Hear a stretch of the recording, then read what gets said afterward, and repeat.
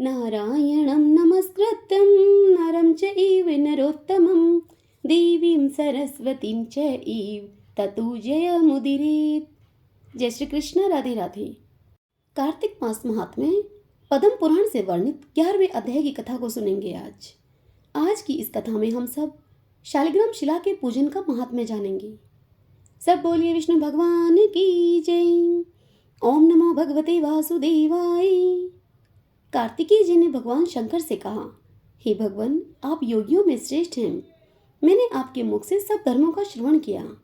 हे प्रभु, अब आप शालिग्राम शिला के पूजन की विधि का विस्तार से वर्णन कीजिए।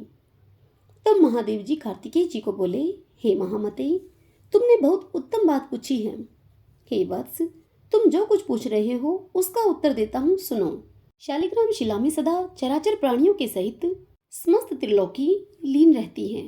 जो शालिग्राम शिला का दर्शन करता है, उसे मस्तक झुकाता है, स्नान कराता है और पूजन करता है, वह मनुष्य कोटि युगों के समान पुण्य तथा कोटि गोदानों का फल पाता है। हे बेटा, जो पुरुष सर्वदा भगवान विष्णु की शालिग्राम शिला का चरणामृत पान करता है, उसने गर्भवास के भयंकर कष्ट का नाश कर दिया है। जो सदा भोगों में आसक्त और भक्ति भाव से हीन है, वह भी शालिग्राम शिला का पूजन करके भगवत स्वरूप हो जाता है। शालिग्राम शिला का स्मरण, कीर्तन, ध्यान, पूजन और नमस्कार, यह सब करने पर ब्रह्म हत्याओं के जैसा कोटि कोटि पाप भी नष्ट हो जाता है। शालिग्राम शिला के दर्शन करने से अनेक पाप दूर हो जाते हैं। जो मनुष्य प्रतिदिन शालिग्राम शिला की पूजा करता है, उसे न तो यमराज का भय होता है और न ही मरने या फिर जन्म लेने का ही। जिन मनुष्यों ने भक्ति भाव से शालिग्राम को नमस्कार मात्र कर लिया, उनको तथा मेरे भक्तों को फिर मनुष्य योनि की प्राप्ति कैसे हो सकती है? वे तो मुक्ति के अधिकारी हैं।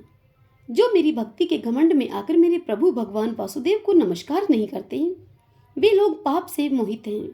उन्हें मेरा भक्त नहीं समझना चाहिए। करोड़ों कमल के पुष्पों से मेरी पूजा करने पर जो फल मिलता है, वही शालिग्राम शिला के पूजन से कोटि गुना होकर मिलता है।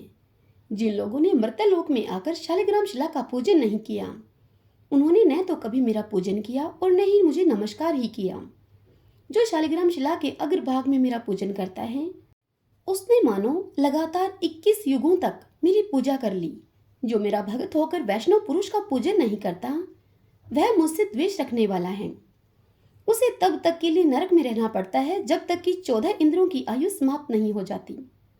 जिसके घर में कोई वानप्रस्थी, वैष्णव अथवा सन्यासी 2 घड़ी भी विश्राम करता है, उसके पितामह 8 युगों तक अमृत का भोजन करते हैं। शालिग्राम शिला से प्रकट हुए लिंगों का एक बार भी पूजन करने पर मनुष्य योग और सांख्य से रहित होने पर भी मुक्त हो जाते हैं। मेरे कोटि कोटि लिंगों का दर्शन, पूजन और सत्वन करने से जो फल मिलता है, वह एक ही शालिग्राम शिला के पूजन से प्राप्त हो जाता है। जो वैष्णव प्रतिदिन 12 शालिग्राम शिलाओं का पूजन करता है, उसके पुण्य का तुम वर्णन सुनो।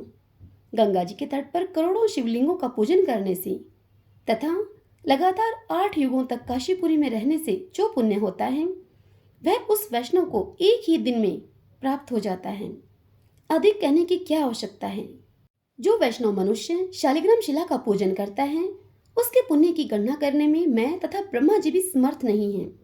इसलिए हे बेटा कार्तिकेय, मेरे भक्तों को उचित है कि वे मेरी प्रसन्नता के लिए भक्तिपूर्वक शालिग्राम शिला का भी पूजन करें।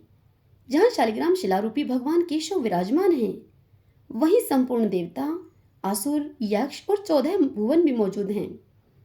अन्य देवताओं का करोड़ों बार कीर्तन करने से जो फल होता है, वह भगवान केशव का एक बार कीर्तन करने मात्र से मिल जाता है। अतः कलयुग में श्रीहरि का कीर्तन ही सर्वोत्तम पुण्य है। श्रीहरि का चरणोदक पान करने से समस्त पापों का प्रायश्चित हो जाता है। फिर उनके लिए दान, उपवास और चंद्रायण व्रत करने की क्या आवश्यकता है? हे बेटा स्कंद, अन्य सभी शुभ कर्मों के फलों का माप है, किंतु शालिग्राम शिला के पूजन से जो फल मिलता है, उस फल का कोई माप नहीं है। जो विष्णु भगत ब्राह्मण को शालिग्राम शिला का दान करता है, उसने मानो 100 यज्ञों के द्वारा भगवान का यजन कर लिया। जो शालिग्राम शिला के जल से अपना अभिषेक करता है, उसने संपूर्ण तीर्थों में स्नान कर लिया और समस्त यज्ञों की दीक्षा ले ली उसने। जो प्रतिदिन भक्ति पूर्वक एक एक सेर तिल का दान करता है, वह मनुष्य शालिग्राम शिला के पूजन मात्र से उस फल को प्राप्त कर लेता है।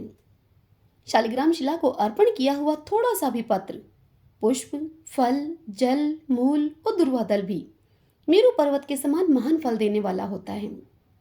जहाँ शालिग्राम शिला होती है वहाँ भगवान श्री हरि विराजमान रहते हैं। वहाँ किया हुआ स्नान और दान काशी से 100 गुना अधिक फल देने वाला है। प्रयाग, कुरुक्षेत्र, पुष्कर और नैमिषारण्य ये सभी तीर्थ वहाँ पर मौजूद रहते हैं। अतः वहाँ उन तीर्थों की अपेक्षा कोटि गुना अधिक पुण्य होता है। काशी में मिलने वाला मोक्ष रूपी महान फल भी वहाँ सुलभ होता है। जहाँ शालिग्राम शिला से प्रकट होने वाले भगवान शालिग्राम तथा द्वारका से प्रकट होने वाले भगवान गोमती चक्र हों तथा जहाँ इन दोनों का ही संगम हो गया हो, वहाँ तो निसंदेह मोक्ष की प्राप्ति होती है। शालिग्राम शिला के पूजन में मंत्र, जप, भावना, स्तुति अथवा किसी विशेष प्रकार के आचार का बंधन नहीं है।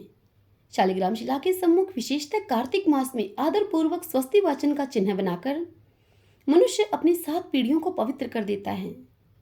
जो भगवान केशव के समक्ष मिट्टी अथवा गेरू आदि से छोटा सा मंडल अर्थात चौक बनाता है, वह कोटि कल्पों तक दिव्य लोक में निवास करता है। श्री हरि के मंदिर को सजाने से अगयागमन तथा अभक्ष्य भक्षण जैसे पाप भी नष्ट हो जाते हैं। जो नारी प्रतिदिन भगवान विष्णु के सामने चौक पूरती है, वह 7 जन्मों तक कभी विधवा नहीं होती। हरि ओम तत्सत। गोविंदे गोविंदे हरे मुरारी, गोविंदे गोविंदे मुकुंद कृष्ण, गोविंदे गोविंदे रथांग पाणे, गोविंदे दामोदर माधवेति। ओम नमो भगवते वासुदेवाय।